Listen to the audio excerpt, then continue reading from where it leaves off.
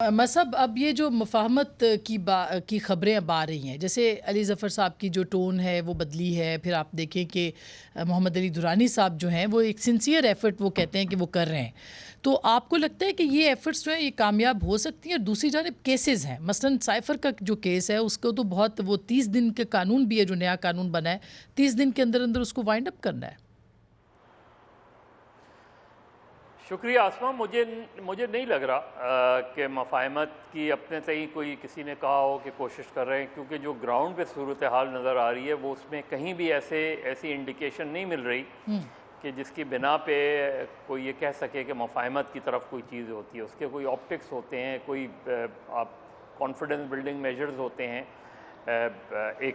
दो पोजीशंस हैं, एक पोजीशन जो पीटीआई ने ली हुई है और एक पोजीशन जो हमें नज़र आता है कि इस्टेब्लिशमेंट ने पोजीशन ली हुई है। और वो एक तो 9 मई के हवाले से भी पोजीशन है, फिर जो उन पर मुकदमात हैं। असल मसला ये है कि जिस तरह अभी हामिद खान साहब कह रहे थे, अब ये जब ट्रायल होगा, अगर खान साहब का 9 मई के हवाले से ट्रायल होगा तो ये प्रोसिक्यूशन के ऊपर है कि वो ये कैसे साबित करेंगे कि इस पूरे उस कॉन्स्पिरेसी के पीछे इमरान खान साहब थे।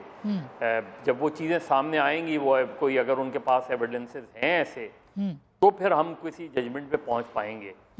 अभी तो ट्रायल ही नहीं हुआ, अभी तो उनका ट्रायल नहीं हुआ जो बराह रास्त मुलव्विस थे उसके अंदर, जिनके बारे में जिन पे इल्ज़ामात है कि उन्होंने से ये सारा एक्शन किया।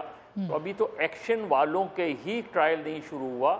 बाकी तो खान साहब, जिस तरह भी हामिद खान साहब कह रहे थे कि वो तो जेल में थे, तो ये प्रोसिक्यूशन के ऊपर बर्डन है।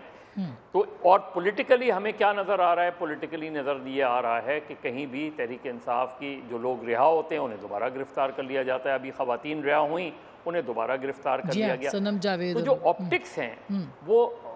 ऑप्टिक्स हैं वो ऐसे नहीं नज़र आ रहे कि कहीं कोई मफ़ाहमत की बातचीत हो रही है, कहीं किसी लेवल पे कोई चीज़ हो रही हो तो नहीं। लेकिन मैं नहीं समझता कि किसी हाईएस्ट लेवल पे अभी तक कोई मैसेजिंग तो भी हम ये हुई कह हो। सकते हैं कि तहरीक इंसाफ की के चंद लोगों की ये ख्वाहिश हो सकती है, ये अभी तक इस खबर नहीं है, ये ख्वाहिश हो सकती है कि मुफाहमत हो, आगे बढ़ें। ज़ाहिर है, देखें अली ज़फ़र साहब ऐसे तो बात नहीं करेंगे, उनकी यकीनन बात हुई होगी चेयरमैन से। देखिए आसमा, तहरीक इंसाफ इस वक्त क्या कह रही है? जो तहरीक इंसाफ ये कह रही है कि जी इलेक्शन में तमाम पार्टियों को पार्टिसिपेट करने की इजाज़त दी जाए, बशमूल तहरीक इंसाफ को। जी हाँ, लेवल प्लेइंग अब जो निगरां वज़ीर आज़म की हमने बात सुनी, वो ये कह रहे हैं कि जी जो लोग 9 मई के वाक़यात में मुलव्विस नहीं हैं उनके अलावा सबको इजाज़त है।